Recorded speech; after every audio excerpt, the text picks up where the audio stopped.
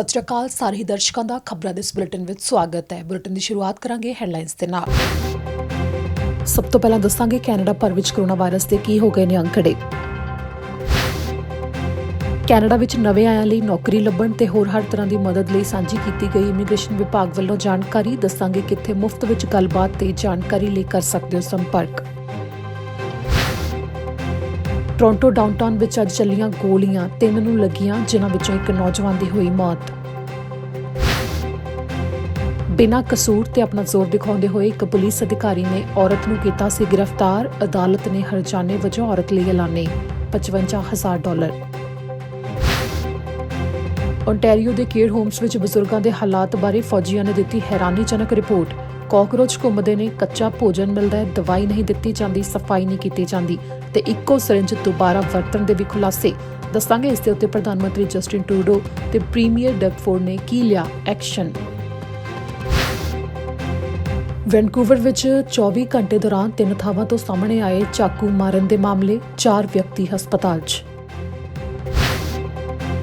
Toronto ਦੇ ਇੱਕ ਵਿਅਕਤੀ ਨੇ 2012 ਵਿੱਚ ਕੀਤਾ ਸੀ ਆਨਲਾਈਨ ਆਰਡਰ। 8 ਸਾਲ ਬਾਅਦ ਪੈਕੇਜ ਮਿਲਣ ਦੇ ਅਨੁਭਵ ਦੇ ਬਾਰੇ ਦੱਸਾਂਗੇ ਜਾਣਕਾਰੀ। ਬ੍ਰਿਟਿਸ਼ ਕੋਲੰਬੀਆ ਵਾਸੀਆਂ ਨੂੰ ਸਰਕਾਰ ਵੱਲੋਂ ਇੱਕ ਸਰਵੇਖਣ ਵਿੱਚ ਹਿੱਸਾ ਲੈਣ ਲਈ ਕਿਹਾ ਗਿਆ। ਕੋਰੋਨਾ ਵਾਇਰਸ ਦੇ ਅਨੁਭਵ ਕਰਨੇ ਨੇ ਸਾਂਝੇ। ਇਸ ਤਰ੍ਹਾਂ ਹੁਣ ਸ਼ੁਰੂਆਤ ਕਰਦੇ ਹਾਂ ਕੈਨੇਡਾ ਭਰ ਤੋਂ ਅੰਕੜਿਆਂ ਦੇ ਨਾਲ। ਕੈਨੇਡਾ ਭਰ ਵਿੱਚ ਸਭ ਤੋਂ ਜ਼ਿਆਦਾ ਜੋ ਮਾਮਲੇ ਹੁਣ ਵੀ ਲਗਾਤਾਰ ਸਾਹਮਣੇ ਆ ਰਹੇ ਨੇ ਓਨਟਾਰੀਓ ਤੇ ਕਿਊਬੈਕ ਤੋਂ ਸਾਹਮਣੇ ਆ ਰਹੇ ਨੇ। ਕੈਨੇਡਾ ਭਰ ਵਿੱਚ ਹੁਣ ਤੱਕ 86,636 ਮਾਮਲੇ ਕੋਰੋਨਾ ਵਾਇਰਸ ਦੇ ਸਾਹਮਣੇ ਆ ਚੁੱਕੇ ਨੇ ਤੇ 639 ਮੌਤਾਂ ਹੋ ਚੁੱਕੀਆਂ ਨੇ। 45,352 ਵਿਅਕਤੀ ਪੂਰੀ ਤਰ੍ਹਾਂ ਠੀਕ ਵੀ ਹੋ ਚੁੱਕੇ ਨੇ ਕੋਰੋਨਾ ਵਾਇਰਸ ਤੋਂ। ਐਲਬਰਟਾ ਦੇ ਵਿੱਚ ਹੁਣ ਤੱਕ 6901 ਮਾਮਲੇ ਸਾਹਮਣੇ ਆਏ ਨੇ, 139 ਮੌਤਾਂ। ਬ੍ਰਿਟਿਸ਼ ਕੋਲੰਬੀਆ ਤੋਂ 2541 ਮਾਮਲੇ, 161 ਮੌਤਾਂ। ਮੈਨੀਟੋਬਾ ਤੋਂ ਹੁਣ ਤੱਕ 292 ਮਾਮਲੇ ਸਾਹਮਣੇ ਆਏ ਨੇ ਤੇ 7 ਮੌਤਾਂ ਹੋਈਆਂ ਨੇ। ਨਿਊ ਬ੍ਰੰਸਵਿਕ ਤੋਂ 122 ਮਾਮਲੇ ਸਾਹਮਣੇ ਆਏ ਨੇ। ਨਿਊਫਾਊਂਡਲੈਂਡ ਤੋਂ 260 ਮਾਮਲੇ ਸਾਹਮਣੇ ਆਏ ਨੇ ਤੇ 3 ਮੌਤਾਂ ਹੋਈਆਂ ਨੇ। ਨੋਵਾ ਸਕੋਸ਼ੀਆ ਤੋਂ 1052 ਮਾਮਲੇ ਸਾਹਮਣੇ ਆਏ ਨੇ ਤੇ 59 ਮੌਤਾਂ ਹੋਈਆਂ ਨੇ। ਓਨਟਾਰੀਓ ਤੋਂ 26,191 ਮਾਮਲੇ ਸਾਹਮਣੇ ਆਏ ਨੇ ਤੇ 2219 ਮੌਤਾਂ ਹੋਈਆਂ ਨੇ। ਪ੍ਰਿੰਸ ਐਡਵਰਡ ਆਈਲੈਂਡ ਤੋਂ 27 ਮਾਮਲੇ ਸਾਹਮਣੇ ਆਏ ਨੇ। ਕਿਊਬੈਕ ਤੋਂ 48,598 ਮਾਮਲੇ ਸਾਹਮਣੇ ਆਏ ਨੇ ਤੇ 4139 ਮੌਤਾਂ ਹੋਈਆਂ ਨੇ।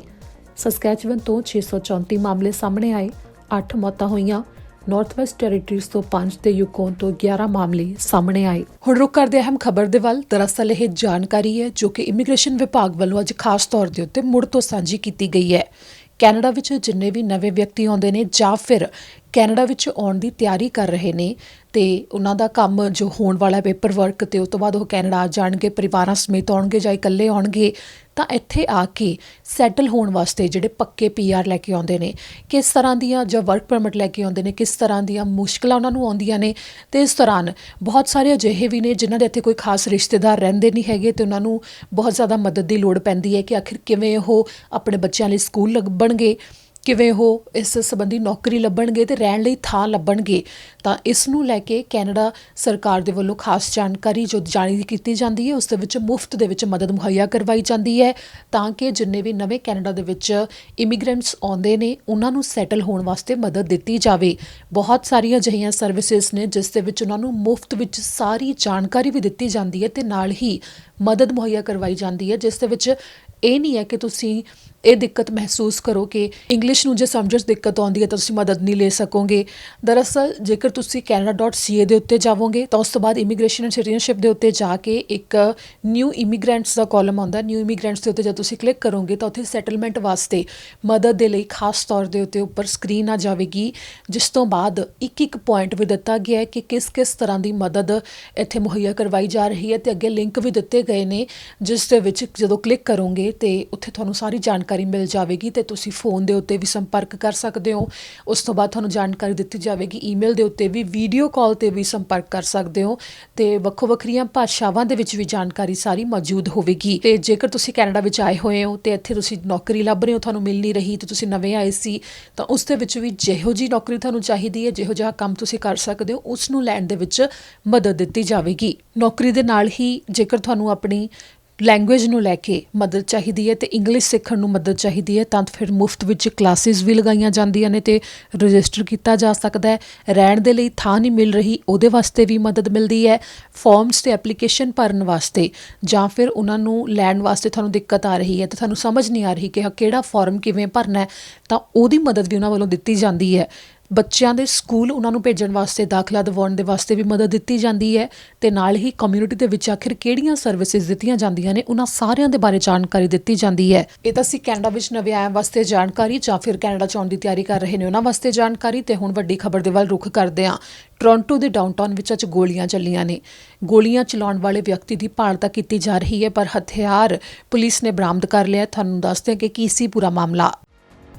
ਟੋਰਾਂਟੋ ਵਿੱਚ ਅੱਜ ਦੁਪਹਿਰ ਨੂੰ ਗੋਲੀਆਂ ਚੱਲੀਆਂ ਨੇ ਜਿੱਥੇ ਇੱਕ ਨੌਜਵਾਨ ਦੀ ਮੌਤ ਹੋ ਗਈ ਹੈ ਤੇ ਇੱਕ ਹੋਰ ਵਿਅਕਤੀ ਤੇ ਔਰਤ ਜ਼ਖਮੀ ਹਾਲਤ ਵਿੱਚ ਹਸਪਤਾਲ 'ਚ ਭਰਤੀ ਨੇ। ਮੰਗਲਵਾਰ ਨੂੰ 4:10 ਦੇ ਉੱਤੇ ਗੋਲੀਆਂ ਚੱਲਣ ਦਾ ਮਾਮਲਾ ਕਿੰਗ ਸਟਰੀਟ ਵੈਸਟ ਤੇ ਪੀਟਰ ਸਟਰੀਟ ਤੋਂ ਸਾਹਮਣੇ ਆਇਆ, ਜਿਸ ਦੇ ਬਾਰੇ ਪੁਲਿਸ ਨੇ ਜਾਣਕਾਰੀ ਦਿੰਦੇ ਹੋਏ ਦੱਸਿਆ ਕਿ 16 ਸਾਲਾ ਨੌਜਵਾਨ ਨੇ ਹਸਪਤਾਲ ਪਹੁੰਚ ਕੇ ਦਮ ਤੋੜ ਦਿੱਤਾ ਹੈ।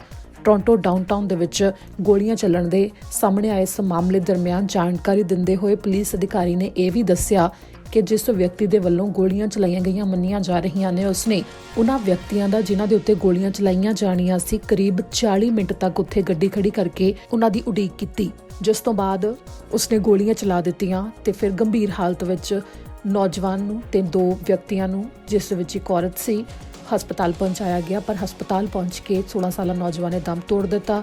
ਉੱਥੇ ਹੀ ਜਿਹੜਾ ਪੁਰਸ਼ ਹੈ ਉਸ ਨੂੰ ਗੋਲੀ ਲੱਗੀ ਹੈ ਪਰ ਉਸ ਦੀ ਹਾਲਤ ਖਤਰੇ ਤੋਂ ਬਾਹਰ ਦੱਸੀ ਜਾ ਰਹੀ ਹੈ, ਪਰ ਜਿਸ ਔਰਤ ਨੂੰ ਗੋਲੀ ਲੱਗੀ ਹੈ ਉਸ ਦੀ ਹਾਲਤ ਖਤਰੇ ਵਿੱਚ ਦੱਸੀ ਜਾ ਰਹੀ ਹੈ। ਇਸ ਸੰਬੰਧੀ ਪੁਲਿਸ ਨੇ ਦੱਸਿਆ ਕਿ ਇੱਕ ਹੋਰ ਵਿਅਕਤੀ ਮੌਕੇ ਤੇ ਜ਼ਖਮੀ ਹੋਇਆ ਸੀ ਪਰ ਉਹ ਗੋਲੀ ਲੱਗਣ ਦੇ ਕਰਕੇ ਜ਼ਖਮੀ ਨਹੀਂ ਹੋਇਆ ਤੇ ਉਸ ਨੂੰ ਹਸਪਤਾਲ ਲਿਜਾਣ ਦੀ ਲੋੜ ਵੀ ਨਹੀਂ ਪਈ। ਗੋਲੀਆਂ ਚੱਲਣ ਦੇ 6 ਤੋਂ 7 ਸ਼ਾਟ ਸੁਣੇ ਗਏ ਨੇ ਤੇ ਇਸ ਦੌਰਾਨ ਚਸ਼ਮਦੀਦਾਂ ਦੇ ਵੱਲੋਂ ਜੋ ਜਾਣਕਾਰੀ ਦਿੱਤੀ ਗਈ ਉਸ ਦੇ ਆਧਾਰ ਦੇ ਉੱਤੇ ਵੀ ਪੁਲਿਸ ਦੇ ਵੱਲੋਂ ਜਾਂਚ ਕੀਤੀ ਜਾ ਰਹੀ ਹੈ। ਪੁਲਿਸ ਨੇ ਕਿਹਾ ਕਿ ਜਿਸ ਹਥਿਆਰ ਨਾਲ ਗੋਲੀਆਂ ਚਲਾਈਆਂ ਗਈਆਂ ਉਹ ਉਹਨਾਂ ਨੇ ਆਪਣੇ ਕਬਜ਼ੇ ਵਿੱਚ ਲੈ ਲਿਆ, ਪਰ ਇੱਕ ਨੀਲੇ ਰੰਗ ਦੀ ਗੱਡੀ ਦੇ ਵਿੱਚ ਜੋ ਵਿਅਕਤੀ ਫਰਾਰ ਹੋਇਆ ਉਸ ਦੀ ਭਾਲ ਕੀਤੀ ਜਾ ਰਹੀ ਹੈ ਤੇ ਇਸ ਸੰਬੰਧੀ ਜੇਕਰ ਕਿਸੇ ਨੂੰ ਵੀ ਜਾਣਕਾਰੀ ਹੋਵੇ ਤਾਂ ਪੁਲਿਸ ਨੂੰ ਸੰਪਰਕ ਕੀਤਾ ਜਾ ਸਕਦਾ ਹੈ। ਅਗਲੀ ਖਬਰ ਬ੍ਰਿਟਿਸ਼ ਕੋਲੰਬੀਆ ਦੇ ਇੱਕ ਟਾਊਨ ਤੋਂ ਹੈ ਜਿੱਥੇ ਕਿ 2014 ਵਿੱਚ ਇੱਕ ਅਜਿਹਾ ਮਾਮਲਾ ਵਾਪਰਿਆ ਜਿਸ ਦੇ ਵਿੱਚ ਗਲਤੀ ਨਾਲ ਪੁਲਿਸ ਅਧਿਕਾਰੀ ਨੇ ਇੱਕ ਅਜਿਹੀ ਔਰਤ ਨੂੰ ਗ੍ਰਿਫਤਾਰ ਕਰ ਲਿਆ ਜੋ ਕਿ ਬੇਕਸੂਰ ਸੀ ਤੇ ਨਾਲ ਹੀ ਜਦੋਂ ਉਸ ਨੂੰ ਗ੍ਰਿਫਤਾਰ ਕਰਨ ਮੌਕੇ ਜਹਿਦ ਕੀਤੀ ਗਈ ਉਸ ਸਮੇਂ ਉਹ ਜ਼ਖਮੀ ਵੀ ਹੋ ਗਈ ਸੀ, ਜਿਸ ਦੇ ਲਈ ਹੁਣ ਬ੍ਰਿਟਿਸ਼ ਕੋਲੰਬੀਆ ਤੋਂ ਸੁਪਰੀਮ ਕੋਰਟ ਨੇ $55,000 ਦਾ ਹਰਜ਼ਾਨਾ ਐਲਾਨ ਦਿੱਤਾ। ਬ੍ਰਿਟਿਸ਼ ਕੋਲੰਬੀਆ ਦੇ ਟਾਊਨ ਸਮਿਥਰਸ ਤੋਂ ਮਾਮਲਾ ਸਾਹਮਣੇ ਆਇਆ ਜਿੱਥੇ ਕਿ ਦਸੰਬਰ 2014 ਵਿੱਚ ਇੱਕ ਸਟੋਰ ਵਿੱਚ ਚੋਰੀ ਕਰਨ ਦੇ ਮਾਮਲੇ ਵਿੱਚ ਇੱਕ ਸ਼ੱਕੀ ਔਰਤ ਦੇ ਉੱਤੇ ਪੁਲਿਸ ਅਧਿਕਾਰੀ ਦੇ ਵੱਲੋਂ ਜਦੋਂ ਜਾਂਚ ਕੀਤੀ ਗਈ ਤਾਂ ਉਸ ਔਰਤ ਦੀ ਉਮਰ ਉਸ ਵਕਤ 61 ਸਾਲ ਸੀ, ਜਿਸ ਦਾ ਨਾਮ ਜੋਸਫ ਹੈ। ਜੋਸਫ ਦੀ ਜਾਂਚ ਦੌਰਾਨ ਉਸ ਨੂੰ ਕਿਹਾ ਗਿਆ ਕਿ ਉਹ ਰੁਕ ਜਾਵੇ ਤੇ ਪੁਲਿਸ ਦੇ ਵੱਲੋਂ ਉਸ ਦੀ ਜਾਂਚ ਕੀਤੀ ਜਾਵੇਗੀ, ਪਰ ਜੋਸਫ ਨੇ ਕਿਹਾ ਕਿ ਉਸਨੇ ਕੁਝ ਨਹੀਂ ਕੀਤਾ ਤੇ ਉਹ ਨਹੀਂ ਰੁਕੇਗੀ ਤੇ ਨਾਲ ਹੀ ਪੁਲਿਸ ਅਧਿਕਾਰੀ ਨੇ ਕਿਹਾ ਕਿ ਉਹ ਕੁਝ ਸਵਾਲ ਪੁੱਛਣਾ ਚਾਹੁੰਦਾ ਹੈ ਤਾਂ ਜੋਸਫ ਨੇ ਕਿਹਾ ਕਿ ਉਸਨੇ ਕੁਝ ਅਜਿਹਾ ਕੀਤਾ ਹੀ ਨਹੀਂ ਕਿ ਉਸ ਨੂੰ ਕਈ ਸਵਾਲਾਂ ਦੇ ਜਵਾਬ ਦੇਣੇ ਪੈਣ, ਜਿਸ ਦੌਰਾਨ RCMP ਅਧਿਕਾਰੀ ਦੇ ਵੱਲੋਂ ਉਸ ਨੂੰ ਜਬਰੀ ਗ੍ਰਿਫਤਾਰ ਕਰਨ ਦੀ ਕੋਸ਼ਿਸ਼ ਕੀਤੀ ਗਈ ਤੇ ਇਸ ਦੌਰਾਨ ਉਹ ਜ਼ਖਮੀ ਵੀ ਹੋ ਗਈ ਸੀ, ਜਿਸ ਤੇ ਹੱਥਕੜੀਆਂ ਲਾਈਆਂ ਗਈਆਂ, ਜਿਸ ਤੋਂ ਬਾਅਦ ਹੋਰ ਪੁਲਿਸ ਅਧਿਕਾਰੀ ਮੌਕੇ ਤੇ ਪਹੁੰਚ ਗਏ ਤੇ ਉਸ ਦਾ ਸਮਾਨ ਜਦੋਂ ਦੇਖਿਆ ਗਿਆ ਤਾਂ ਸਾਹਮਣੇ ਆਇਆ ਕਿ ਉਸਨੇ ਚੋਰੀ ਨਹੀਂ ਕੀਤੀ ਸੀ, ਜਿਸ ਤੋਂ ਬਾਅਦ ਉਹ ਬੇਕਸੂਰ ਪਾਈ ਗਈ।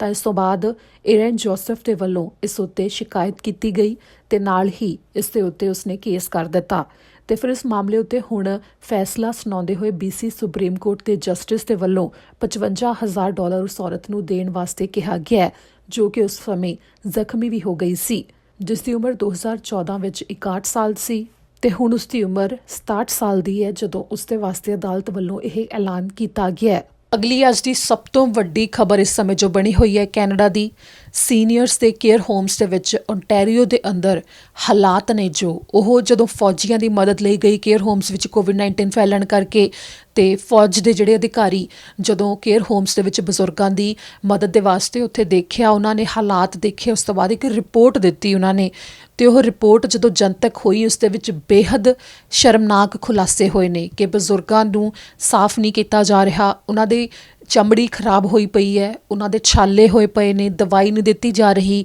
ਜਿਨ੍ਹਾਂ ਦੇ ਟੀਕੇ ਲਗਾਏ ਜਾ ਰਹੇ ਨੇ ਉਸ ਵਿੱਚ ਸਰਿੰਜ ਦੀ ਵਰਤੋਂ ਮੁੜ ਤੋਂ ਕੀਤੀ ਜਾ ਰਹੀ ਹੈ।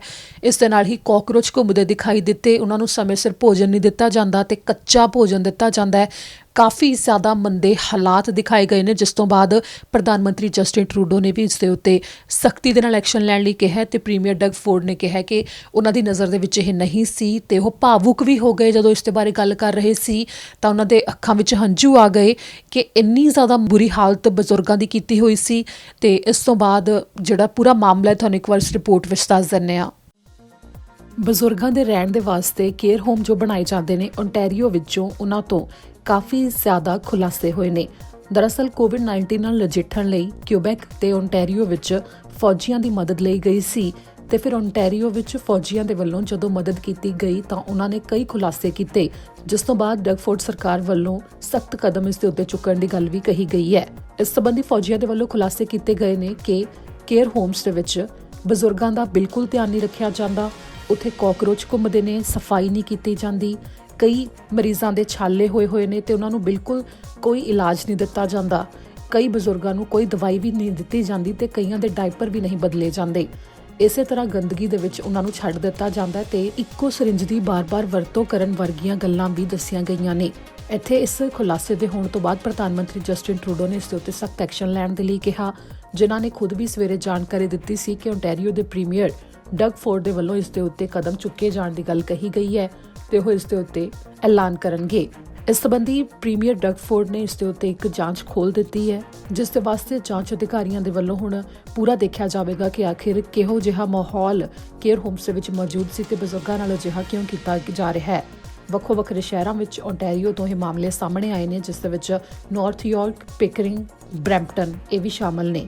ਇਸ ਸੰਬੰਧੀ ਕੈਨੇਡੀਅਨ ਆਰਮਡ ਫੋਰਸਿਸ ਦੇ ਵੱਲੋਂ ਵੀ ਆਪਣੀ ਜੋ ਰਿਪੋਰਟ ਦਿੱਤੀ ਗਈ ਹੈ ਉਸ ਦੇ ਵਿੱਚ 5 ਓਨਟਾਰੀਓ ਦੇ ਲੌਂਗ ਟਰਮ ਕੇਅਰ ਹੋਮਸ ਦਾ ਜ਼ਿਕਰ ਕੀਤਾ ਗਿਆ ਹੈ, ਜਿਸ ਵਿੱਚ ਅਜਿਹੇ ਕਈ ਖੁਲਾਸੇ ਕੀਤੇ ਗਏ ਨੇ, ਜਿਸ ਤੋਂ ਪਤਾ ਲੱਗਦਾ ਹੈ ਕਿ ਬਜ਼ੁਰਗਾਂ ਦੀ ਉੱਥੇ ਹਾਲਤ ਕਾਫੀ ਜ਼ਿਆਦਾ ਬੁਰੀ ਹੈ। ਇੱਥੇ ਦੱਸਦੇ ਕਿ ਓਨਟਾਰੀਓ ਦੇ ਪ੍ਰੀਮੀਅਰ ਡਗ ਫੋਰਡ ਦੇ ਵੱਲੋਂ ਵਾਅਦਾ ਕੀਤਾ ਗਿਆ ਹੈ ਕਿ ਇਸ ਦੇ ਉੱਤੇ ਜਲਦ ਐਕਸ਼ਨ ਵੀ ਲਏ ਜਾਣਗੇ ਤੇ ਇਸ ਨੂੰ ਠੀਕ ਵੀ ਕੀਤਾ ਜਾਵੇਗਾ ਤੇ ਇਸ ਦੇ ਨਾਲ ਹੀ ਉਹਨਾਂ ਨੇ ਕਿਹਾ ਹੈ ਕਿ ਕਿੰਨਾ ਵੱਡਾ ਵੀ ਕਦਮ ਕਿਉਂ ਨਾ ਚੁੱਕਣਾ ਪੈ ਜਾਵੇ, ਇਸ ਹਾਲਾਤ ਨੂੰ ਸੁਧਾਰਨ ਦੇ ਨਾਲ ਹੀ ਕਾਰਵਾਈ ਕਰਨ ਵਾਸਤੇ ਉਹਨਾਂ ਦੇ ਉੱਤੇ ਜਿਨ੍ਹਾਂ ਦੀ ਅਣਗਹਿਲੀ ਕਰਕੇ ਬਜ਼ੁਰਗਾਂ ਦੀ ਇੰਨੀ ਮਾੜੀ ਹਾਲਤ ਬਣੀ ਹੋਈ ਸੀ ਉਹ ਵੀ ਚੁੱਕਿਆ ਜਾਵੇਗਾ।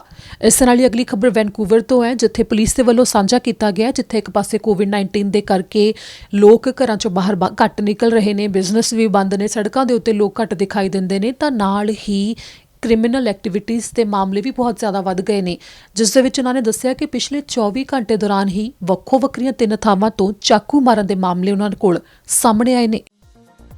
ਵੈਨਕੂਵਰ ਪੁਲਿਸ ਨੇ ਜਾਣਕਾਰੀ ਦਿੱਤੀ ਹੈ ਕਿ ਸ਼ਹਿਰ ਵਿੱਚ ਪਿਛਲੇ 24 ਘੰਟੇ ਦੌਰਾਨ 3 ਥਾਵਾਂ ਦੇ ਉੱਤੇ ਚਾਕੂ ਮਾਰਨ ਦੇ ਮਾਮਲੇ ਵਾਪਰ ਚੁੱਕੇ ਨੇ। ਪਰ ਇਸ ਸੰਬੰਧੀ ਜਾਣਕਾਰੀ ਦਿੰਦੇ ਹੋਏ ਅਧਿਕਾਰੀਆਂ ਨੇ ਕਿਹਾ, ਜਿੱਥੇ ਇੱਕ ਪਾਸੇ ਕੋਵਿਡ-19 ਕਰਕੇ ਕਈ ਬਿਜ਼ਨਸ ਬੰਦ ਨੇ, ਲੋਕ ਘੱਟ ਗਿਣਤੀ ਦੇ ਵਿੱਚ ਸੜਕਾਂ ਤੇ ਦਿਖਾਈ ਦੇ ਰਹੇ ਨੇ, ਉੱਥੇ ਹੀ ਉਹਨਾਂ ਨੂੰ ਕ੍ਰਿਮੀਨਲ ਐਕਟੀਵਿਟੀਜ਼ ਦੇ ਬਾਰੇ ਕਾਲਸ ਬਹੁਤ ਜ਼ਿਆਦਾ ਆਉਣ ਲੱਗੀਆਂ ਨੇ। ਇਸ ਸੰਬੰਧੀ ਪੁਲਿਸ ਨੇ ਜਾਣਕਾਰੀ ਦਿੰਦੇ ਹੋਏ ਦੱਸਿਆ ਕਿ ਵੈਨਕੂਵਰ ਵਿੱਚ ਕੱਲ੍ਹ ਦੁਪਹਿਰ ਉਹਨਾਂ ਨੂੰ ਹੇਸਟਿੰਗਸ ਤੇ ਮੇਨ ਸਟਰੀਟਸ ਦੇ ਕੋਲ ਬੁਲਾਇਆ ਗਿਆ, ਜਿੱਥੇ ਕਿ ਇੱਕ 20 ਸਾਲਾ ਨੌਜਵਾਨ ਨੂੰ ਚਾਕੂ ਮਾਰਿਆ ਗਿਆ ਸੀ। ਨੌਜਵਾਨ ਨੂੰ ਤੁਰੰਤ ਹਸਪਤਾਲ ਪਹੁੰਚਾਇਆ ਗਿਆ, ਜਿੱਥੇ ਉਸ ਦਾ ਇਲਾਜ ਚੱਲ ਰਿਹਾ ਹੈ ਤੇ ਉਸ ਦੀ ਹਾਲਤ ਖਤਰੇ ਤੋਂ ਬਾਹਰ ਹੈ। ਪਰ ਮਾਮਲੇ ਵਿੱਚ ਜਿਸ ਵਿਅਕਤੀ ਨੇ ਚਾਕੂ ਮਾਰਿਆ ਉਹ ਹਜੇ ਤੱਕ ਪੁਲਿਸ ਨੂੰ ਨਹੀਂ ਮਿਲਿਆ ਤੇ ਦੂਜਾ ਮਾਮਲਾ ਕੁਝ ਘੰਟੇ ਬਾਅਦ ਹੀ ਸਾਹਮਣੇ ਆਇਆ, ਜਦੋਂ ਵੈਨਕੂਵਰ ਪੁਲਿਸ ਨੂੰ ਪਤਾ ਲੱਗਿਆ ਕਿ ਇੱਕ 34 ਸਾਲਾ ਵਿਅਕਤੀ ਦੇ ਚਾਕੂ ਮਾਰਿਆ ਗਿਆ, ਜੋ ਕਿ ਈਸਟ ਕੋਰਡੋਵਾ ਸਟਰੀਟਸ ਦੇ ਕੋਲ ਵਾਪਰਿਆ ਤੇ ਇਸ ਸੰਬੰਧੀ ਵੀ ਹਜੇ ਸ਼ੱਕੀ ਵਿਅਕਤੀ ਨੂੰ ਪੁਲਿਸ ਲੱਭ ਰਹੀ ਹੈ। ਤੇ ਤੀਜਾ ਮਾਮਲਾ ਅੱਜ ਸਵੇਰੇ 6 ਵਜੇ ਵਾਪਰਿਆ, ਜਿੱਥੇ ਇੱਕ ਧੜੇ ਨੇ ਦੂਜੇ ਧੜੇ ਦੇ ਉੱਤੇ ਹਮਲਾ ਕਰ ਦਿੱਤਾ ਲੁੱਟ ਵਾਸਤੇ ਤੇ ਸਵੇਰੇ 6 ਵਜੇ ਦੇ ਕਰੀਬ ਹੇਸਟਿੰਗਸ ਸਟਰੀਟ ਦੇ ਕੋਲ ਪੁਲਿਸ ਨੂੰ ਬੁਲਾਇਆ ਗਿਆ, ਜਿੱਥੇ 2 ਵਿਅਕਤੀਆਂ ਦੇ ਚਾਕੂ ਮਾਰੇ ਗਏ ਤੇ ਦੋਵਾਂ ਨੂੰ ਹਸਪਤਾਲ 'ਚ ਭਰਤੀ ਕਰਵਾਇਆ ਗਿਆ ਤੇ ਦੋਵਾਂ ਦੀ ਹਾਲਤ ਵੀ ਖਤਰੇ ਤੋਂ ਬਾਹਰ ਹੈ ਤੇ ਇਸ ਮਾਮਲੇ ਵਿੱਚ ਪੁਲਿਸ ਨੇ ਇੱਕ ਵਿਅਕਤੀ ਨੂੰ ਗ੍ਰਿਫਤਾਰ ਕਰ ਲਿਆ ਹੈ। ਪੁਲਿਸ ਨੇ ਕਿਹਾ ਕਿ ਤਿੰਨੇ ਮਾਮਲਿਆਂ ਦੇ ਵਿੱਚ ਜਾਂਚ ਚੱਲ ਰਹੀ ਹੈ। ਜੇਕਰ ਕਿਸੇ ਨੇ ਵੀ ਕੋਈ ਜਾਣਕਾਰੀ ਸਾਂਝੀ ਕਰਨੀ ਹੋਵੇ ਤਾਂ ਸਿੱਧਾ ਵੈਨਕੂਵਰ ਪੁਲਿਸ ਦੇ ਨਾਲ ਸੰਪਰਕ ਕੀਤਾ ਜਾ ਸਕਦਾ ਹੈ।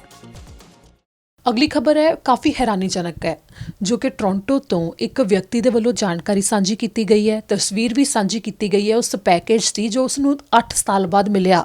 ਦਰਅਸਲ 8 ਸਾਲ ਪਹਿਲਾਂ 2012 ਵਿੱਚ ਉਸ ਵਿਅਕਤੀ ਨੇ ਆਨਲਾਈਨ ਇੱਕ ਆਰਡਰ ਕੀਤਾ ਸੀ ਜੋ ਕੈਨੇਡਾ ਪੋਸਟ ਦੇ ਰਾਹੀਂ ਉਸ ਨੂੰ ਹੁਣ 2020 ਦੇ ਵਿੱਚ ਮਿਲਿਆ। ਟੋਰਾਂਟੋ ਤੋਂ ਇੱਕ ਬਹੁਤ ਹੈਰਾਨੀਜਨਕ ਮਾਮਲਾ ਸਾਹਮਣੇ ਆਇਆ ਜਦੋਂ ਏਲੀਅਟ ਨਾਮਕ ਵਿਅਕਤੀ ਨੂੰ ਟੋਰਾਂਟੋ ਵਿੱਚ ਆਪਣੇ ਘਰ ਦੇ ਬਾਹਰ ਕੈਨੇਡਾ ਪੋਸਟ ਤੋਂ ਇੱਕ ਪਾਰਸਲ ਮਿਲਿਆ, ਪਰ 6 ਮਈ ਨੂੰ ਮਿਲਿਆ ਉਹ ਪਾਰਸਲ 8 ਸਾਲ ਪਹਿਲਾਂ ਮੰਗਵਾਇਆ ਗਿਆ ਸੀ। ਏਲੀਅਟ ਨੇ 8 ਸਾਲ ਪਹਿਲਾਂ ਜਦੋਂ ਉਹ ਆਟਵਾ ਵਿੱਚ ਰਹਿੰਦਾ ਸੀ ਉਸ ਸਮੇਂ well.ca ਤੋਂ ਇੱਕ ਹੇਅਰ ਕਰੀਮ ਮੰਗਵਾਈ ਸੀ ਜਿਸ ਦੇ ਬਾਰੇ ਉਸਨੇ ਉਸ ਵਕਤ ਬਾਰ-ਬਾਰ ਪੁੱਛਿਆ ਵੀ ਸੀ, ਪਰ ਉਸ ਸਮੇਂ ਉਸਦੇ ਕੋਲ ਉਹ ਪਾਰਸਲ ਨਹੀਂ ਸੀ ਪਹੁੰਚ ਸਕਿਆ ਤੇ ਵਾਪਸ ਉਸਨੇ ਕਦੀ ਟਰੈਕ ਨਹੀਂ ਕੀਤਾ। ਬਸ ਇੱਕ ਵਾਰ ਉਸਨੇ ਆਪਣਾ ਟੋਰਾਂਟੋ ਦਾ ਪਤਾ ਜ਼ਰੂਰ ਅਪਡੇਟ ਕੀਤਾ ਸੀ, ਜਿਸ ਤੋਂ ਬਾਅਦ 2012 ਦੇ ਵਿੱਚ ਆਨਲਾਈਨ ਆਰਡਰ ਕੀਤੀ ਗਈ ਹੇਅਰ ਕਰੀਮ ਉਸ ਨੂੰ 2020 ਵਿੱਚ ਮਈ 6 ਨੂੰ ਮਿਲੀ ਤੇ ਇਸ ਸੰਬੰਧੀ ਉਸਨੇ ਆਪਣਾ ਪੂਰਾ ਅਨੁਭਵ CTV ਨਿਊਜ਼ ਦੇ ਨਾਲ ਵੀ ਸਾਂਝਾ ਕੀਤਾ ਹੈ ਤੇ ਇਸ ਦੇ ਨਾਲ ਹੀ ਉਸਦੇ ਵੱਲੋਂ ਜਾਣਕਾਰੀ ਸਾਂਝੀ ਕੀਤੀ ਗਈ ਕਿ ਕੈਨੇਡਾ ਪੋਸਟ ਦੇ ਨਾਲ ਸੰਪਰਕ ਕੀਤਾ ਗਿਆ, ਜਿਸ ਤੋਂ ਬਾਅਦ ਕੈਨੇਡਾ ਪੋਸਟ ਦੇ ਬੁਲਾਰੇ ਨੇ ਦੱਸਿਆ ਕਿ ਇਸ ਦੇ ਉੱਤੇ ਜਾਂਚ ਚੱਲ ਰਹੀ ਹੈ ਕਿ ਆਖਿਰ ਕਿਤੇ ਇਹ ਪੈਕੇਜ ਕੈਨੇਡਾ ਪੋਸਟ ਵੱਲ ਹੀ ਨਾ ਰਹਿ ਗਿਆ ਹੋਵੇ। ਜਿਸ ਸੰਬੰਧੀ ਏਲੀਅਟ ਨੇ ਤਸਵੀਰਾਂ ਵੀ ਸਾਂਝੀਆਂ ਕੀਤੀਆਂ ਨੇ ਉਸ ਪੈਕੇਜ ਦੀਆਂ ਜੋ 8 ਸਾਲ ਬਾਅਦ ਉਸਦੇ ਘਰ ਦੇ ਦਰਵਾਜ਼ੇ ਦੇ ਉੱਤੇ ਪਿਆ ਸੀ, ਜਿਸ ਦੇ ਵਿੱਚ ਇੱਕ $5 ਦੀ ਹੇਅਰ ਕਰੀਮ ਸੀ। ਇਸ ਤੋਂ ਇੱਕ ਉਮੀਦ ਤਾਂ ਬਚ ਜਾਂਦੀ ਹੈ ਕਿ ਜਿਹੜੇ ਵੀ ਵਿਅਕਤੀ ਮਹਿਸੂਸ ਕਰਦੇ ਨੇ ਕਿ ਉਹਨਾਂ ਦਾ ਕਿੰਨੇ ਮਹੀਨੇ ਹੋ ਗਏ ਨੇ ਕੋਈ ਪੈਕੇਜ ਨਹੀਂ ਆਇਆ ਤੇ ਉਮੀਦ ਛੱਡ ਦਿੱਤੀ ਜਾਂਦੀ ਹੈ ਕਿ ਉਹ ਪੈਕੇਜ ਸ਼ਾਇਦ ਨਹੀਂ ਆਉਣਾ ਤਾਂ ਉਹ ਇੰਨੇ ਸਾਲਾਂ ਦੇ ਬਾਅਦ ਵੀ ਆ ਸਕਦਾ। ਇਸ ਨਾਲ ਅਗਲੀ ਖਬਰ ਦੇ ਵੱਲ ਰੁਖ ਕਰਦੇ ਹਾਂ। ਅਗਲੀ ਖਬਰ ਸਰਵੇਖਣ ਦੇ ਬਾਰੇ। ਬ੍ਰਿਟਿਸ਼ ਕੋਲੰਬੀਆ ਸਰਕਾਰ ਦੇ ਵੱਲੋਂ ਇੱਕ ਖਾਸ ਸਰਵੇਖਣ ਕੀਤਾ ਜਾ ਰਿਹਾ ਹੈ ਜਿਸ ਦੇ ਵਿੱਚ ਨਾਗਰਿਕਾਂ ਨੂੰ ਭਾਗ ਲੈਣ ਦੇ ਲਈ ਜ਼ਿਆਦਾ ਤੋਂ ਜ਼ਿਆਦਾ ਕਿਹਾ ਜਾ ਰਿਹਾ ਹੈ, ਜਿਸ ਦੇ ਵਿੱਚ 2 ਲੱਖ ਤੋਂ ਵਿਅਕਤੀ ਤਾਂ ਹੁਣ ਤੱਕ ਭਾਗ ਲੈ ਵੀ ਚੁੱਕੇ ਨੇ। ਕੋਵਿਡ-19 ਦੇ ਦੌਰਾਨ ਜੋ ਹਾਲਾਤ ਬਣੇ, ਲੋਕਾਂ ਦੇ ਉੱਤੇ ਉਸ ਦਾ ਕੀ ਅਸਰ ਪਿਆ, ਉਸ ਦੇ ਉੱਤੇ ਹੀ ਸਰਵੇਖਣ ਕੀਤਾ ਜਾ ਰਿਹਾ ਹੈ। ਬ੍ਰਿਟਿਸ਼ ਕੋਲੰਬੀਆ ਸਰਕਾਰ ਦੇ ਵੱਲੋਂ ਇੱਕ ਸਰਵੇਖਣ ਦੀ ਸ਼ੁਰੂਆਤ ਕੀਤੀ ਗਈ ਹੈ। ਇਸ ਸਰਵੇਖਣ ਨੂੰ BC public health experts, health authority, medical health officers, BC centre for disease control ਤੇ ਪ੍ਰੋਵਿੰਸ਼ੀਅਲ ਹੈਲਥ ਸਰਵਿਸਿਜ਼ ਅਥਾਰਟੀ ਦੇ ਵੱਲੋਂ ਮਿਲ ਕੇ ਸ਼ੁਰੂ ਕੀਤਾ ਗਿਆ ਹੈ, ਜਿਸ ਤਹਿਤ ਇਹ ਪਤਾ ਕਰਨ ਦੀ ਕੋਸ਼ਿਸ਼ ਕੀਤੀ ਜਾ ਰਹੀ ਹੈ ਕਿ ਕੋਵਿਡ-19 ਦੌਰਾਨ ਕਿਹੋ ਜਿਹਾ ਅਨੁਭਵ ਲੋਕਾਂ ਦਾ ਰਿਹਾ ਜਦੋਂ ਉਹ ਘਰ ਦੇ ਵਿੱਚ ਮੌਜੂਦ ਸਨ ਜਾਂ ਕੰਮ ਤੇ ਵੀ ਜਾਂਦੇ ਸਨ ਤੇ ਇਸ ਦੌਰਾਨ ਉਹ ਕਿਹੋ ਜਿਹਾ ਮਹਿਸੂਸ ਕਰ ਰਹੇ ਨੇ। ਵੱਖੋ ਵੱਖਰੇ ਤਰ੍ਹਾਂ ਦੇ ਸਵਾਲ ਇਸ ਸਰਵੇਖਣ ਦੇ ਵਿੱਚ ਮੌਜੂਦ ਨੇ, ਜਿਸ ਸੰਬੰਧੀ ਇਹ ਪਤਾ ਕਰਨ ਦੀ ਕੋਸ਼ਿਸ਼ ਕੀਤੀ ਜਾ ਰਹੀ ਹੈ ਕਿ ਕੋਵਿਡ-19 ਦੇ ਦੌਰਾਨ ਜਿਹੜੇ ਹਾਲਾਤ ਪੈਦਾ ਹੋਏ ਤੇ ਇਸ ਦੇ ਨਾਲ ਹੀ ਜਿਹੜੇ ਫੈਸਲੇ ਲਏ ਗਏ ਉਹਨਾਂ ਦਾ ਪ੍ਰਭਾਵ ਕੀ ਪਿਆ ਆਮ ਲੋਕਾਂ ਦੇ ਉੱਤੇ, ਤੇ ਜੇਕਰ ਅੱਗੇ ਤੋਂ ਕੁਝ ਅਜਿਹਾ ਹੁੰਦਾ ਵੀ ਹੈ ਤਾਂ ਉਸ ਦੇ ਵਾਸਤੇ ਤਿਆਰੀ ਕਰਨ ਦੇ ਲਈ ਜਿਹੜੇ ਫੈਸਲੇ ਲਏ ਜਾਣੇ ਨੇ ਬ੍ਰਿਟਿਸ਼ ਕੋਲੰਬੀਆ ਸਰਕਾਰ ਦੇ ਵੱਲੋਂ ਉਹ ਉਸੇ ਸਰਵੇਖਣ ਦੇ ਆਧਾਰ ਤੇ ਲਏ ਜਾਣਗੇ, ਜਿਸ ਦੇ ਵਿੱਚ ਲੋਕਾਂ ਦੇ ਵੱਲੋਂ ਜਾਣਕਾਰੀ ਸਾਂਝੀ ਕੀਤੀ ਜਾਵੇਗੀ ਕਿ ਕਿਹੋ ਜਿਹੇ ਅਨੁਭਵ ਉਹਨਾਂ ਦੇ ਰਹੇ। ਇਸ ਸੰਬੰਧੀ ਉਹਨਾਂ ਤੋਂ ਕਈ ਸਵਾਲ ਪੁੱਛੇ ਜਾ ਰਹੇ ਨੇ ਤੇ ਹੁਣ ਤੱਕ ਬ੍ਰਿਟਿਸ਼ ਕੋਲੰਬੀਆ ਵਿੱਚ 2,75,000 ਵਿਅਕਤੀ ਇਸ ਸਰਵੇਖਣ ਨੂੰ ਪੂਰਾ ਕਰ ਵੀ ਚੁੱਕੇ ਨੇ। ਪਰ ਇਸ ਦੇ ਨਾਲ ਹੀ chief medical officer doctor Bonnie Henry ਨੇ ਇਹ ਵੀ ਕਿਹਾ ਕਿ ਉਹ ਚਾਹੁੰਦੇ ਨੇ ਕਿ ਹੋਰ ਜ਼ਿਆਦਾ ਲੋਕ ਸਾਹਮਣੇ ਆਉਣ, ਜਿਸ ਦੇ ਵਿੱਚ ਨੌਜਵਾਨ, ਬਜ਼ੁਰਗ ਤੇ ਹਰ ਕੋਈ ਸਾਹਮਣੇ ਆਵੇ, ਆਪਣੇ ਅਨੁਭਵ ਇਸ ਦੇ ਵਿੱਚ ਸਾਂਝੇ ਕਰੇ ਕਿ ਆਖਿਰ ਕੋਵਿਡ-19 ਦੇ ਦੌਰਾਨ ਉਹਨਾਂ ਨੇ ਕਿਹੋ ਜਿਹਾ ਮਹਿਸੂਸ ਕੀਤਾ ਜਦੋਂ ਹਦਾਇਤਾਂ ਵੀ ਲੱਗੀਆਂ ਤੇ ਨਾਲ ਹੀ ਜਦੋਂ ਉਹਨਾਂ ਨੂੰ ਬਾਹਰ ਜਾਣ ਤੋਂ ਵੀ ਰੋਕਿਆ ਗਿਆ, ਕਿਉਂਕਿ ਇਸ ਮੌਕੇ ਹਰ ਵਿਅਕਤੀ ਦੇ ਵੱਖਰੇ ਹਾਲਾਤ ਰਹੇ। ਜਾਂ ਤਾਂ ਸਾਰੇ ਤੰਦਰੁਸਤ ਸਨ ਤੇ ਕੰਮ ਤੇ ਵੀ ਜਾ ਰਹੇ ਸੀ, ਜਾਂ ਫਿਰ ਘਰ ਦੇ ਵਿੱਚ ਇੱਕ ਵਿਅਕਤੀ ਬਿਮਾਰ ਸੀ ਜਿਸ ਦੇ ਕਰਕੇ ਸਾਰਾ ਪਰਿਵਾਰ ਘਰ ਦੇ ਵਿੱਚ ਹੀ ਬੰਦ ਰਿਹਾ, ਜਾਂ ਫਿਰ ਪੂਰੇ ਪਰਿਵਾਰ ਨੂੰ ਇਸ ਦਾ ਸਾਹਮਣਾ ਕਰਨਾ ਪਿਆ। ਵੱਖੋ ਵੱਖਰੇ ਤਰ੍ਹਾਂ ਦੇ ਅਨੁਭਵ ਇਸ ਦੇ ਵਿੱਚ ਆਪਣੇ ਦੱਸਣ ਦਾ ਮੌਕਾ ਦਿੱਤਾ ਜਾ ਰਿਹਾ ਹੈ। ਇਸ ਦੇ ਨਾਲ ਹੀ ਤੁਸੀਂ ਆਪਣੇ ਉਹ ਅਨੁਭਵ ਵੀ ਸਾਂਝੇ ਕਰ ਸਕਦੇ ਹੋ ਜੋ ਬਹੁਤ ਜ਼ਿਆਦਾ ਮੁਸ਼ਕਿਲਾਂ ਦਾ ਸਾਹਮਣਾ ਕਰਨਾ ਪਿਆ ਹੋਵੇ ਕੋਵਿਡ-19 ਦੇ ਦੌਰਾਨ, ਜੋ ਹਾਲਾਤ ਬਣੇ ਉਹਨਾਂ ਕਰਕੇ ਕਿ ਕਈਆਂ ਦਾ ਕੰਮ ਵੀ ਚਲਾ ਗਿਆ ਤੇ ਕਈ ਇਹੋ ਜਿਹੇ ਸਨ ਕਿ ਉਹ ਸਰਕਾਰ ਵੱਲੋਂ ਦਿੱਤੀ ਜਾ ਰਹੀ ਮਦਦ ਦੇ ਲਈ ਯੋਗਤਾ ਵੀ ਨਹੀਂ ਰੱਖਦੇ ਸਨ, ਜਿਸ ਕਰਕੇ ਉਹਨਾਂ ਨੂੰ ਤਾਂ ਬੇਹੱਦ ਦਿੱਕਤ ਦਾ ਸਾਹਮਣਾ ਕਰਨਾ ਪਿਆ। ਜਿਸ ਸੰਬੰਧੀ ਹਰ ਕੋਈ ਇਸ ਸਰਵੇਖਣ ਦੇ ਵਿੱਚ ਹਿੱਸਾ ਲੈ ਸਕਦਾ ਬ੍ਰਿਟਿਸ਼ ਕੋਲੰਬੀਆ ਤੋਂ, ਤੇ ਇਸ ਦੇ ਲਈ ਸਭ ਨੂੰ ਕਿਹਾ ਜਾ ਰਿਹਾ ਹੈ ਕਿ ਅੱਗੇ ਤੋਂ ਅੱਗੇ ਜਾਣਕਾਰੀ ਸਾਂਝੀ ਕੀਤੀ ਜਾਵੇ ਕਿ ਕੋਵਿਡ-19 ਸੰਬੰਧੀ ਜਿਹੜਾ ਸਰਵੇਖਣ ਕੀਤਾ ਜਾ ਰਿਹਾ ਹੈ ਬ੍ਰਿਟਿਸ਼ ਕੋਲੰਬੀਆ ਸਰਕਾਰ ਵੱਲੋਂ ਉਸ ਦੇ ਵਿੱਚ ਹਿੱਸਾ ਲਿਆ ਜਾਵੇ, ਜਿਸ ਦੇ ਬਾਰੇ bccdc.ca ਦੇ ਉੱਤੇ ਜਾ ਕੇ ਜਾਣਕਾਰੀ ਵੀ ਪਈ ਹੈ, ਜਿਸ ਦੇ ਉੱਤੇ ਹੀ ਆ ਜਾਵੇਗਾ ਕੋਵਿਡ-19 ਸਰਵੇ, ਜਿਸ ਦੇ ਉੱਤੇ ਕਲਿੱਕ ਕਰਕੇ ਉਸ ਦੇ ਵਿੱਚ ਹਿੱਸਾ ਲਿਆ ਜਾ ਸਕਦਾ ਹੈ। ਪ੍ਰਧਾਨ ਮੰਤਰੀ ਜਸਟਿਨ ਟਰੂਡੋ ਨੇ ਅੱਜ ਸਵੇਰੇ ਕਿਹੜੇ ਮੁੱਖ ਐਲਾਨ ਕੀਤੇ, ਹੁਣ ਤੁਹਾਨੂੰ ਉਹਨਾਂ ਦੇ ਬਾਰੇ ਸਾਰੀ ਜਾਣਕਾਰੀ ਦੇ ਦਿੰਦੇ ਹਾਂ। ਪ੍ਰਧਾਨ ਮੰਤਰੀ ਜਸਟਿਨ ਟਰੂਡੋ ਵੱਲੋਂ ਅੱਜ ਵੱਖੋ ਵੱਖਰੇ ਮੁੱਦਿਆਂ ਦੇ ਉੱਤੇ ਜੋ ਐਲਾਨ ਕੀਤੇ ਗਏ ਉਸ ਦੇ ਬਾਰੇ ਹੁਣ ਦੱਸਾਂਗੇ, ਜਿਸ ਦੇ ਵਿੱਚ ਸਭ ਤੋਂ ਪਹਿਲਾਂ ਉਹਨਾਂ ਨੇ ਕੈਨੇਡੀਅਨ ਫੌਜੀਆਂ ਦੇ ਬਾਰੇ ਜੋ ਲੌਂਗ ਟਰਮ ਕੇਅਰ ਹੋਮਸ ਦੇ ਵਿੱਚ ਕੰਮ ਕਰ ਰਹੇ ਨੇ ਉਹਨਾਂ ਦੇ ਬਾਰੇ ਜਾਣਕਾਰੀ ਦਿੱਤੀ। ਫਿਰ PPE ਕਿਟਸ ਦੇ ਬਾਰੇ ਤੇ ਫਿਰ ਕੈਨੇਡਾ ਦੇ ਵਿੱਚ ਹੀ ਜਿਹੜਾ ਸਮਾਨ ਤਿਆਰ ਕੀਤਾ ਜਾ ਰਿਹਾ ਹੈ ਹੁਣ ਮਾਸਕ, ਵੈਂਟੀਲੇਟਰ ਤੇ ਹੋਰ ਉਸ ਦੇ ਬਾਰੇ, ਤੇ ਫਿਰ ਉਸ ਤੋਂ ਬਾਅਦ ਟੈਸਟਿੰਗ ਦੇ ਵਿੱਚ ਵਾਧਾ ਕਰਨ ਦੇ ਬਾਰੇ ਗੱਲਬਾਤ ਕੀਤੀ ਤੇ ਨਾਲ ਹੀ ਕਿਸਾਨਾਂ ਦੇ ਬਾਰੇ ਗੱਲਬਾਤ ਕਰਦੇ ਹੋਏ ਖੇਤੀਬਾੜੀ ਦੇ ਲਈ ਨੌਕਰੀਆਂ ਦੇ ਲਈ ਫੰਡਿੰਗ ਕਰਨ ਦੀ ਗੱਲਬਾਤ ਕੀਤੀ। ਸ਼ੁਰੂਆਤ ਇੱਥੋਂ ਹੀ ਕਰਦੇ ਹਾਂ ਕਿ ਖੇਤੀਬਾੜੀ ਵਿਭਾਗ ਤੇ ਖੇਤੀਬਾੜੀ ਦੇ ਵਿੱਚ ਕਿਸਾਨਾਂ ਨੂੰ ਇਸ ਸਮੇਂ ਬਹੁਤ ਜ਼ਿਆਦਾ ਦਿੱਕਤ ਵੀ ਆ ਰਹੀ ਹੈ ਤੇ ਕਿਸਾਨਾਂ ਦੇ ਵੱਲੋਂ ਜਿਹੜਾ ਇਸ ਸਮੇਂ ਕੰਮ ਕੀਤਾ ਜਾ ਰਿਹਾ ਹੈ ਉਹ ਜਿੰਨੀ ਵੀ ਪ੍ਰੋਡਕਸ਼ਨ ਹੈ ਉਹ ਆਉਂਦੇ ਸਾਲ ਤੱਕ ਕੈਨੇਡਾ ਭਰ ਦੇ ਵਿੱਚ ਵੰਡੀ ਜਾਵੇਗੀ।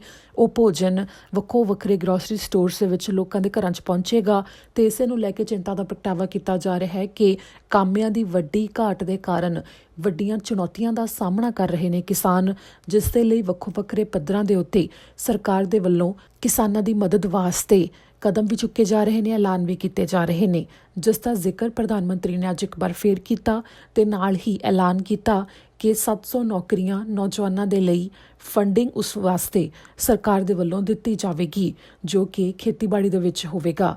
ਇਹ ਖਾਸ ਤੌਰ ਦੇ ਉੱਤੇ ਸੀਜ਼ਨਲ ਤੌਰ ਦੇ ਉੱਤੇ ਜਿਹੜੇ ਕਾਮੇ ਆਉਂਦੇ ਨੇ ਉਹਨਾਂ ਦੀ ਘਾਟ ਪੈ ਗਈ ਕਿਉਂਕਿ ਫਲਾਈਟਸ ਬੰਦ ਹੋ ਗਈਆਂ, ਵੱਖੋ ਵੱਖਰੇ ਦੇਸ਼ਾਂ ਤੋਂ ਆਉਣ ਜਾਣ ਇਸ ਸਮੇਂ ਮੁਸ਼ਕਲ ਹੋ ਗਿਆ, ਜਿਸ ਕਰਕੇ ਬਹੁਤ ਸਾਰੇ ਅਜਿਹੇ ਕਾਮੇ ਨੇ ਜੋ ਸਮੇਂ ਸਿਰ ਕੈਨੇਡਾ ਵਿੱਚ ਨਹੀਂ ਪਹੁੰਚ ਪਾਏ ਜਦੋਂ ਖੇਤੀਬਾੜੀ ਦਾ ਕੰਮ ਸ਼ੁਰੂ ਹੁੰਦਾ ਤੇ ਇਸ ਸਮੇਂ ਕਾਮਿਆਂ ਦੀ ਕਮੀ ਦੇ ਨਾਲ ਕਿਸਾਨ ਜੂਝ ਰਹੇ ਨੇ। ਤੇ ਇਸ ਨਾਲ ਹੀ ਪ੍ਰਧਾਨ ਮੰਤਰੀ ਨੇ ਜ਼ਿਕਰ ਕੀਤਾ ਜਿਵੇਂ ਕਿ ਵੱਡੀ ਗਿਣਤੀ 'ਚ ਫੌਜੀ ਓਨਟਾਰੀਓ ਤੇ ਕਿਊਬੈਕ ਵਿੱਚ ਲੌਂਗ ਟਰਮ ਕੇਅਰ ਹੋਮ ਨੇ ਜਿਹੜੇ ਉਹਨਾਂ ਵਿੱਚ ਬਜ਼ੁਰਗਾਂ ਦੀ ਮਦਦ ਕਰਨ ਤੇ ਉਹਨਾਂ ਦੇ ਵਾਸਤੇ ਕੰਮ ਕਰ ਰਹੇ ਨੇ। ਇੱਥੇ ਜ਼ਿਕਰਯੋਗ ਹੈ ਕਿ ਕਾਫੀ ਜ਼ਿਆਦਾ ਫੌਜੀਆਂ ਦੇ ਕਰੋਨਾ ਵਾਇਰਸ ਦੇ ਮਰੀਜ਼ ਹੋਣ ਦੇ ਮਾਮਲੇ ਵੀ ਸਾਹਮਣੇ ਆਏ ਨੇ ਤੇ ਇਸੇ ਦਰਮਿਆਨ ਪ੍ਰਧਾਨ ਮੰਤਰੀ ਨੇ ਕਿਹਾ ਕਿ ਸੂਬਿਆਂ ਤੋਂ ਮੰਗ ਕੀਤੀ ਗਈ ਸੀ ਕਿ ਹੋਰ ਜ਼ਿਆਦਾ ਇਸ ਮਦਦ ਨੂੰ ਵਧਾਇਆ ਜਾਵੇ ਕਿ ਹਜੇ ਵੀ ਫੌਜੀਆਂ ਦੀ ਮਦਦ ਦੀ ਉਹਨਾਂ ਨੂੰ ਲੋੜ ਹੈ ਕਿਉਂਕਿ ਇਹਨਾਂ ਦੋ ਸੂਬਿਆਂ ਦੇ ਵਿੱਚੋਂ ਹੀ ਸੈਂਕੜਿਆਂ ਦੀ ਗਿਣਤੀ ਦੇ ਵਿੱਚ ਕਰੋਨਾ ਵਾਇਰਸ ਦੇ ਮਾਮਲੇ ਸਾਹਮਣੇ ਆਉਣੇ ਹਜੇ ਵੀ ਜਾਰੀ ਨੇ ਤੇ ਇਸ ਸੰਬੰਧੀ ਪ੍ਰਧਾਨ ਮੰਤਰੀ ਨੇ ਕਿਹਾ ਕਿ ਉਹ ਇਸੇ ਤਰ੍ਹਾਂ ਮਦਦ ਕਰਦੇ ਰਹਿਣਗੇ ਤੇ ਫੌਜੀਆਂ ਦੇ ਵੱਲੋਂ ਇਸੇ ਤਰ੍ਹਾਂ ਮਦਦ ਕੀਤੀ ਜਾਵੇਗੀ। ਪਰ ਇਸ ਦੇ ਵਿੱਚ ਜਿੰਨੇ ਵੀ ਲੌਂਗ ਟਰਮ ਕੇਅਰ ਹੋਮ ਹੈ ਉਹਨਾਂ ਵਿੱਚ ਹੋਰ ਜ਼ਿਆਦਾ ਸਹੂਲਤਾਂ ਤੇ ਹੋਰ ਜ਼ਿਆਦਾ ਉਹਨਾਂ ਨੂੰ ਵਧੀਆ ਕਰਨ ਦੀ ਲੋੜ ਹੈ, ਜਿਸ ਵਾਸਤੇ ਓਨਟਾਰੀਓ ਦੇ ਵਿੱਚ ਵੀ ਗੱਲ ਕੀਤੀ ਗਈ ਤੇ ਓਨਟਾਰੀਓ ਦੇ ਪ੍ਰੀਮੀਅਰ ਦੇ ਵੱਲੋਂ ਇਸ ਦੇ ਬਾਰੇ ਐਲਾਨ ਵੀ ਕੀਤਾ ਜਾਵੇਗਾ ਜਿਸ ਦੇ ਬਾਰੇ ਉਹਨਾਂ ਦੀ ਗੱਲ ਹੋਈ ਹੈ। ਤੇ ਇਸ ਦੇ ਨਾਲ ਹੀ PPE ਕਿਟਸ ਨੇ ਜੋ ਜਿੰਨੀਆਂ ਵੀ ਖਾਸ ਤੌਰ ਦੇ ਉੱਤੇ ਫਰੰਟਲਾਈਨ ਵਰਕਰਸ ਦੇ ਵਾਸਤੇ PPE ਕਿਟਸ ਨੇ ਉਹਨਾਂ ਦੇ ਪਹੁੰਚਣ ਦਾ ਜ਼ਿਕਰ ਕਰਦੇ ਹੋਏ ਪ੍ਰਧਾਨ ਮੰਤਰੀ ਨੇ ਕਿਹਾ ਕਿ ਪਿਛਲੇ 10 ਹਫ਼ਤੇ ਵਿੱਚ 40 ਫਲਾਈਟਸ ਅਜਿਹੀਆਂ ਕੈਨੇਡਾ ਪਹੁੰਚੀਆਂ ਨੇ ਜੋ ਕਿ PPE ਕਿਟਸ ਨਾਲ ਭਰੀਆਂ ਹੋਈਆਂ ਸਨ ਤੇ ਉਹਨਾਂ ਕਿਟਸ ਨੂੰ ਕੈਨੇਡਾ ਭਰ ਵਿੱਚ ਵਰਕਰਸ ਦੇ ਵਾਸਤੇ ਪਹੁੰਚਾਇਆ ਗਿਆ ਤਾਂ ਕਿ ਕਾਮੇ ਸੁਰੱਖਿਅਤ ਤਰੀਕੇ ਨਾਲ ਆਪਣਾ ਕੰਮ ਕਰ ਸਕਣ। ਤੇ ਇਸੇ ਦੌਰਾਨ ਕੈਨੇਡਾ ਦੇ ਵਿੱਚ ਵੀ ਇਸ ਪ੍ਰੋਡਕਸ਼ਨ 'ਚ ਵਾਧਾ ਕਰ ਦਿੱਤਾ ਗਿਆ। ਕੈਨੇਡਾ ਵਿੱਚ ਜਨਰਲ ਮੋਟਰਸ ਦੇ ਨਾਲ ਫੈਡਰਲ ਸਰਕਾਰ ਦੀ ਸੰਧੀ ਹੋ ਗਈ ਹੈ। ਦੋਵਾਂ ਦਰਮਿਆਨ ਇੱਕ ਸੰਧੀ ਤੇ ਦਸਤਖਤ ਹੋਏ ਨੇ ਜਿਸ ਤਹਿਤ ਜਨਰਲ ਮੋਟਰਸ ਦੇ ਵੱਲੋਂ ਮਾਸਕ ਬਣਾਏ ਜਾਣਗੇ, ਲੱਖਾਂ ਦੀ ਗਿਣਤੀ ਵਿੱਚ ਉਹਨਾਂ ਦੇ ਵੱਲੋਂ ਮਾਸਕ ਬਣਾਏ ਜਾਣਗੇ ਤੇ ਨਾਲ ਹੀ ਵੱਖੋ ਵੱਖਰੀਆਂ ਕੰਪਨੀਆਂ ਦੇ ਨਾਲ ਫੈਡਰਲ ਸਰਕਾਰ ਦੇ ਵੱਲੋਂ ਉਹਨਾਂ ਨੂੰ ਮਦਦ ਵੀ ਦਿੱਤੀ ਜਾ ਰਹੀ ਹੈ ਤੇ ਕੈਨੇਡਾ ਦੇ ਵਿੱਚ ਹੀ ਵੱਧ ਤੋਂ ਵੱਧ ਪ੍ਰੋਡਕਸ਼ਨ ਕਰਨ ਵਾਸਤੇ ਉਹਨਾਂ ਨੂੰ ਹੁਲਾਰਾ ਵੀ ਦਿੱਤਾ ਜਾ ਰਿਹਾ ਹੈ ਤਾਂ ਕਿ ਜ਼ਿਆਦਾ ਤੋਂ ਜ਼ਿਆਦਾ ਚੀਜ਼ਾਂ ਕੈਨੇਡਾ ਦੇ ਵਿੱਚ ਹੀ ਬਣ ਕੇ ਤਿਆਰ ਹੋ ਸਕਣ। ਜਿਸ ਸੰਬੰਧੀ ਇਹ ਵੀ ਜਾਣਕਾਰੀ ਪ੍ਰਧਾਨ ਮੰਤਰੀ ਨੇ ਦਿੱਤੀ ਕਿ ਕੈਨੇਡਾ ਦਰਮਿਆਨ ਵੈਂਟੀਲੇਟਰ ਵੀ ਤਿਆਰ ਹੋ ਰਹੇ ਨੇ ਤੇ ਗਰਮੀਆਂ ਤੱਕ 40,000 ਵੈਂਟੀਲੇਟਰ ਤਿਆਰ ਹੋ ਜਾਣਗੇ। ਇੱਥੇ ਜ਼ਿਕਰਯੋਗ ਹੈ ਕਿ ਕੈਨੇਡਾ ਭਰ ਵਿੱਚ ਜਿਹੜੇ ਵਿਅਕਤੀ ਇੱਥੇ ਹੀ ਪ੍ਰੋਡਕਸ਼ਨ ਸ਼ੁਰੂ ਕਰਨਾ ਚਾਹੁੰਦੇ ਨੇ ਉਸ ਵਾਸਤੇ ਸਰਕਾਰ ਵੱਲੋਂ ਕਾਫੀ ਜ਼ਿਆਦਾ ਮਦਦ ਦਿੱਤੀ ਜਾ ਰਹੀ ਹੈ ਤਾਂ ਕਿ ਜਿੰਨਾ ਜ਼ਿਆਦਾ ਸਮਾਨ ਹੋ ਸਕੇ ਮੇਡ ਇਨ ਕੈਨੇਡਾ ਹੋ ਸਕੇ। ਇਸ ਦੇ ਨਾਲ ਉਸ ਸਮਾਨ ਨੂੰ ਮੁਹੱਈਆ ਕਰਵਾਉਣ ਦੇ ਵਿੱਚ ਵੀ ਦਿੱਕਤ ਦਾ ਸਾਹਮਣਾ ਨਹੀਂ ਕਰਨਾ ਪਵੇਗਾ ਤੇ ਉਸ ਦਾ ਕੁਆਲਿਟੀ ਚੈੱਕ ਵੀ ਅਧਿਕਾਰੀਆਂ ਦੇ ਵੱਲੋਂ ਆਪ ਪਹਿਲਾਂ ਤੋਂ ਹੀ ਕੀਤਾ ਜਾਵੇਗਾ ਤੇ ਨਾਲ ਹੀ ਨੌਕਰੀਆਂ ਦੇ ਵਿੱਚ ਵੀ ਵਾਧਾ ਹੋਵੇਗਾ, ਜਿਸ ਕਰਕੇ ਸਰਕਾਰ ਦੇ ਵੱਲੋਂ ਖੁਦ ਵੀ ਇਸ ਸੰਬੰਧੀ ਫੰਡਿੰਗ ਵੀ ਦਿੱਤੀ ਜਾ ਰਹੀ ਹੈ ਤੇ ਮਦਦ ਵੀ ਦਿੱਤੀ ਜਾ ਰਹੀ ਹੈ ਤਾਂ ਕਿ ਜ਼ਿਆਦਾ ਤੋਂ ਜ਼ਿਆਦਾ ਕੈਨੇਡਾ ਵਿੱਚ ਲੋਕ ਪ੍ਰੋਡਕਸ਼ਨ ਕਰ ਸਕਣ। ਤੇ ਇਸ ਦੇ ਨਾਲ ਹੀ ਟੈਸਟਿੰਗ ਦੇ ਵਿੱਚ ਵਾਧਾ ਕਰਨ ਦਾ ਜ਼ਿਕਰ ਕੀਤਾ ਗਿਆ। ਪ੍ਰਧਾਨ ਮੰਤਰੀ ਵੱਲੋਂ ਉਹਨਾਂ ਨੇ ਕਿਹਾ ਕਿ ਟੈਸਟਿੰਗ ਦੇ ਵਾਸਤੇ ਜਿਹੜਾ ਸਮਾਨ ਹੈ ਉਹ ਵੀ ਤਿਆਰ ਕਰਕੇ ਹੋਰ ਜ਼ਿਆਦਾ ਅੱਗੇ ਪਹੁੰਚਾਇਆ ਜਾ ਰਿਹਾ ਹੈ ਤਾਂ ਕਿ ਜ਼ਿਆਦਾ ਤੋਂ ਜ਼ਿਆਦਾ ਵਿਅਕਤੀਆਂ ਦੇ ਟੈਸਟ ਹੋ ਸਕਣ ਕਿਉਂਕਿ ਇਸ ਸਮੇਂ ਵੇਟਿੰਗ ਵੀ ਬਹੁਤ ਚੱਲ ਰਹੀ ਹੈ ਤੇ ਜਿਹੜੇ ਵਿਅਕਤੀਆਂ ਨੂੰ ਜ਼ਿਆਦਾ COVID-19 ਦੇ ਲੱਛਣ ਨਹੀਂ ਦਿਖਾਈ ਦਿੰਦੇ ਪਰ ਕੁਝ ਦਿੰਦੇ ਨੇ ਤੇ ਉਹਨਾਂ ਨੂੰ ਕਾਫੀ ਦੇਰ ਉਡੀਕ ਵੀ ਕਰਨੀ ਪੈਂਦੀ ਹੈ ਕਿ ਉਹਨਾਂ ਦਾ ਟੈਸਟ ਹੋਵੇ।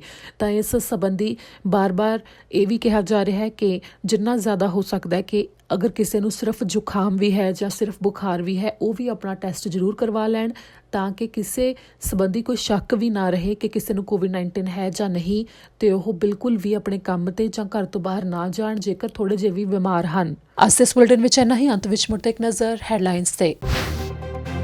ਸਭ ਤੋਂ ਪਹਿਲਾਂ ਦੱਸਾਂਗੇ ਕੈਨੇਡਾ ਭਰ ਵਿੱਚ ਕੋਰੋਨਾ ਵਾਇਰਸ ਦੇ ਕੀ ਹੋ ਗਏ ਨੇ ਅੰਕੜੇ। ਕੈਨੇਡਾ ਵਿੱਚ ਨਵੇਂ ਆਇਆਂ ਲਈ ਨੌਕਰੀ ਲੱਭਣ ਤੇ ਹੋਰ ਹਰ ਤਰ੍ਹਾਂ ਦੀ ਮਦਦ ਲਈ ਸਾਂਝੀ ਕੀਤੀ ਗਈ ਇਮੀਗ੍ਰੇਸ਼ਨ ਵਿਭਾਗ ਵੱਲੋਂ ਜਾਣਕਾਰੀ। ਦੱਸਾਂਗੇ ਕਿੱਥੇ ਮੁਫਤ ਵਿੱਚ ਗੱਲਬਾਤ ਤੇ ਜਾਣਕਾਰੀ ਲਈ ਕਰ ਸਕਦੇ ਹੋ ਸੰਪਰਕ। ਟੋਰਾਂਟੋ ਡਾਊਨਟਾਊਨ ਵਿੱਚ ਅੱਜ ਚੱਲੀਆਂ ਗੋਲੀਆਂ, 3 ਨੂੰ ਲੱਗੀਆਂ ਜਿਨ੍ਹਾਂ ਵਿੱਚੋਂ ਇੱਕ ਨੌਜਵਾਨ ਦੀ ਹੋਈ ਮੌਤ। ਬਿਨਾਂ ਕਸੂਰ ਤੇ ਆਪਣਾ ਜ਼ੋਰ ਦਿਖਾਉਂਦੇ ਹੋਏ ਇੱਕ ਪੁਲਿਸ ਅਧਿਕਾਰੀ ਨੇ ਔਰਤ ਨੂੰ ਕੀਤਾ ਸੀ ਗ੍ਰਿਫਤਾਰ। ਅਦਾਲਤ ਨੇ ਹਰਜਾਨੇ ਵਜੋਂ ਔਰਤ ਲਈ ਐਲਾਨੇ $55,000। ਓਨਟਾਰੀਓ ਦੇ ਕੇਅਰ ਹੋਮਸ ਵਿੱਚ ਬਜ਼ੁਰਗਾਂ ਦੇ ਹਾਲਾਤ ਬਾਰੇ ਫੌਜੀਆਂ ਨੇ ਦਿੱਤੀ ਹੈਰਾਨੀਜਨਕ ਰਿਪੋਰਟ। ਕਾਕਰੋਚ ਘੁੰਮਦੇ ਨੇ, ਕੱਚਾ ਭੋਜਨ ਮਿਲਦਾ ਹੈ, ਦਵਾਈ ਨਹੀਂ ਦਿੱਤੀ ਜਾਂਦੀ, ਸਫਾਈ ਨਹੀਂ ਕੀਤੀ ਜਾਂਦੀ ਤੇ ਇੱਕੋ ਸਿਰਿੰਜ ਦੁਬਾਰਾ ਵਰਤਣ ਦੇ ਵੀ ਖੁਲਾਸੇ। ਦੱਸਾਂਗੇ ਇਸ ਦੇ ਉੱਤੇ ਪ੍ਰਧਾਨ ਮੰਤਰੀ ਜਸਟਿਨ ਟਰੂਡੋ ਤੇ ਪ੍ਰੀਮੀਅਰ ਡਗ ਫੋਰਡ ਨੇ ਕੀ ਲਿਆ ਐਕਸ਼ਨ। ਵੈਨਕੂਵਰ ਵਿੱਚ 24 ਘੰਟੇ ਦੌਰਾਨ 3 ਥਾਵਾਂ ਤੋਂ ਸਾਹਮਣੇ ਆਏ ਚਾਕੂ ਮਾਰਨ ਦੇ ਮਾਮਲੇ, 4 ਵਿਅਕਤੀ ਹਸਪਤਾਲ 'ਚ।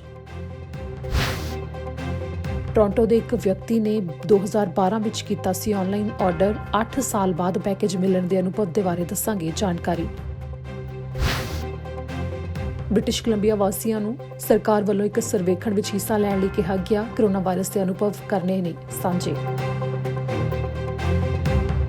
ਖਬਰਾਂ ਦੇ ਇਸ ਬੁਲੇਟਿਨ ਵਿੱਚ ਅੱਜ ਲਈ ਇੰਨਾ ਹੀ। ਮੈਨੂੰ ਦਿਓ ਇਜਾਜ਼ਤ। ਸਤਿ ਸ਼੍ਰੀ ਅਕਾਲ। ਸਤਿ ਸ਼੍ਰੀ ਅਕਾਲ ਜੀ, ਮੈਂ ਨਿਰਮਲ ਮਾਨ, ਪੂਰਾ ਟੈਕਸਟਾਈਲ ਤੋਂ। ਇਹ ਤੁਸੀਂ ਵੀਡੀਓ ਦੇਖ ਰਹੇ ਸੀ ਟੀਵੀ ਪੰਜਾਬ ਦੇ ਉੱਤੇ। ਇਹੋ ਜਿਹੇ ਹੋਰ ਜਾਣਕਾਰੀ ਭਰਪੂਰ ਵੀਡੀਓ ਦੇਖਣ ਵਾਸਤੇ ਟੀਵੀ ਪੰਜਾਬ ਦੇ ਚੈਨਲ ਨੂੰ ਸਬਸਕ੍ਰਾਈਬ ਕਰੋ ਤੇ ਨਾਲ ਹੇਠ ਦਿੱਤੇ ਹੋਏ ਬੈਲ ਆਈਕਨ ਦੇ ਬਟਨ ਦਬਾਓ। ਸਤਿ ਸ਼੍ਰੀ ਅਕਾਲ।